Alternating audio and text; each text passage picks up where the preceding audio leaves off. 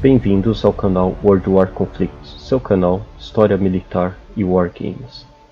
Neste vídeo falaremos sobre a proclamação da República do Brasil, fato que culminou com a queda do regime monárquico brasileiro e a expulsão da família real brasileira por muitos anos do país. Diversas foram as causas que culminaram no golpe militar de 15 de novembro de 1889. Após a Guerra do Paraguai, também conhecida como Guerra da Tríplice Aliança, que ocorreu durante 1864 a 1870, mesmo com o Brasil saindo vitorioso no conflito, o mesmo obteve uma grande dívida, através de empréstimos, culminando numa grande crise inflacionária. Os escravos que participaram do conflito sob a promessa de serem libertos, não conquistaram a alforria. Os militares, por determinação imperial, eram proibidos de terem voz política e se pronunciarem publicamente sobre seus sentimentos políticos na imprensa.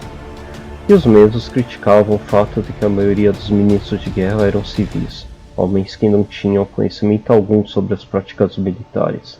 E dessa forma, os militares não podiam decidir sobre as formas corretas para a defesa do território nacional, sem passar pelo imperador e pelos ministros. Não era possível promoções militares por mérito ou por tempo de serviço, sendo muitos promovidos por questões totalmente personalistas. A Guerra do Paraguai também acabou por colocar os militares civis envolvidos no conflito em contato com outros regimes políticos, e muitos começaram a ter ideais republicanos ao serem expostos com a possibilidade de desenvolvimento social e econômico através da República. Dom Pedro II não tinha filhos, somente filhas, sendo a mais velha a princesa Isabel, casada com o príncipe francês Gaston de Orleans, mais conhecido como Conde d'Eu, algo que criava um grande problema na questão sucessória, pois o país dessa forma seria governado por um estrangeiro, o que gerava grandes críticas da população. Ele tinha fama de arrogante, era dono de cortiços no Rio de Janeiro e cobrava altos aluguéis de pessoas pobres.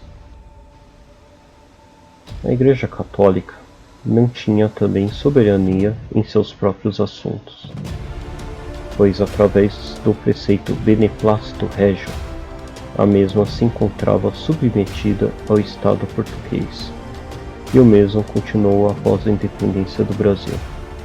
Dessa forma, nenhuma ordem papal poderia vigorar sem a anuência do monarca local. Devido a este fato, em 1872, os bispos Vital Maria Gonçalves de Oliveira, de Olinda, e Antônio de Macedo Costa de Belém do Pará foram presos por acatarem a ordem do Papa Pio IX, da exclusão de maçons da Igreja, tendo sido somente libertos em 1875, devido à intervenção do maçom Duque de Caxias. Esse fato corrompeu totalmente a relação da Igreja Católica com a monarquia brasileira, sendo que a Igreja era um grande pilar de sustentação do Império. Os grupos progressistas criticavam vários fatores: a demora para a abolição da escravatura, a falta de desenvolvimento econômico, político e social, o voto censitário, que era com base na renda anual das pessoas, os altos índices de analfabetismo, a grande miséria e o afastamento do país dos outros países do continente, que eram republicanos. A decretação da Lei Áurea de 1888 não indenizou a classe dos grandes proprietários rurais, o que fez com que eles se tornassem como que ficou conhecido como republicanos de última hora, ou republicanos de 13 de maio, não por realmente acreditarem na causa republicana, e sim por um ato de vingança contra a monarquia.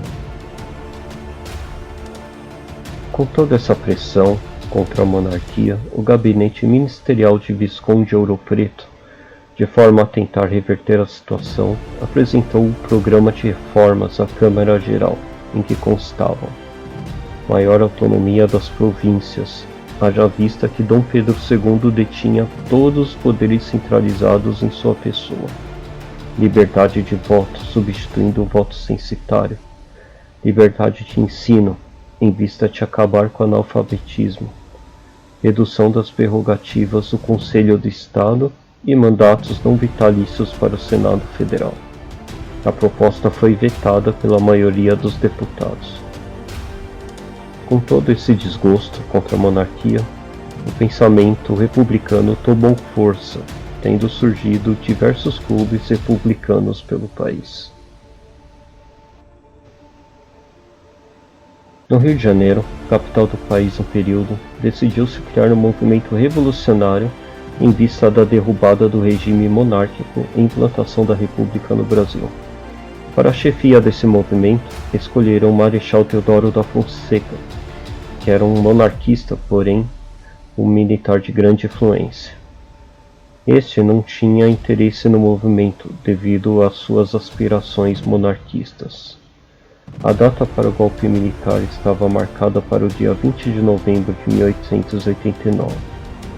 Porém, o boato do mandato de prisão de Deodoro da Fonseca e Benjamin Constant, no dia 14 de novembro, fez com que a data fosse mudada para o dia 15 de novembro. Esse fato fez com que Deodoro da Fonseca mudasse de ideia e liderou o movimento Meso Doente. Ele liderou os revoltosos até ocuparem o quartel-general do Rio de Janeiro e o Ministério da Guerra, prendendo nesse processo Afonso Celso de Assis Figueiredo, o Visconde de Ouro Preto. Dom Pedro II estava em Petrópolis e retornou ao Rio de Janeiro assim que recebeu a notícia dos eventos ocorridos. Achando que os revoltosos queriam somente derrubar o gabinete de Ouro Preto, ele decidiu definir outro nome para o cargo. Mas isso não convenceu os revoltosos, sendo proclamada a República no dia 16 de novembro, após uma sessão extraordinária na Câmara Municipal do Rio de Janeiro. A família real foi expulsa do país, e Deodoro da Fonseca foi eleito primeiro presidente do Brasil, tendo Floriano Peixoto como vice, instituindo um governo provisório. A família real somente foi autorizada a voltar ao país na década de 1920. A partir desse momento, o país passou a se chamar República dos Estados Unidos do Brasil. O país se tornou uma nação laica, ou seja, sem interferência direta da religião nos assuntos estatais. Adotou o federalismo, descentralizando o poder e dando autonomia aos estados, e adotou o presidencialismo como forma de governo. A nova Constituição foi promulgada em 1891.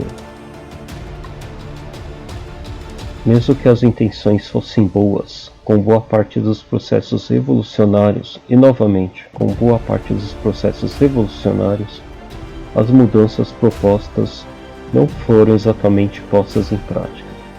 Após a proclamação da República, não se observou nenhuma grande mudança social para a população em geral. Na realidade, o poder passou das mãos de uma elite centralizadora para a elite que se ressentia de não conseguir chegar ao poder, devido à centralização do poder de Dom Pedro II. Agora a elite de várias regiões do país poderiam exercer seu poder. Houve a mudança do voto censitário para o voto universal masculino, a partir dos 21 anos. A falta das reformas propostas a princípio foram a causa de fatos históricos futuros no país. Se este conteúdo foi útil para você e gostou do vídeo, clique em curtir e se inscreva no canal. E para mais informações sobre os processos que levaram à proclamação da República, o canal reservou uma lista de publicações que com certeza irá enriquecer seu conhecimento. Link na descrição. E conheça também o blog do World War Conflicts.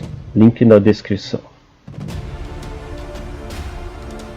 Obrigado e até o próximo vídeo.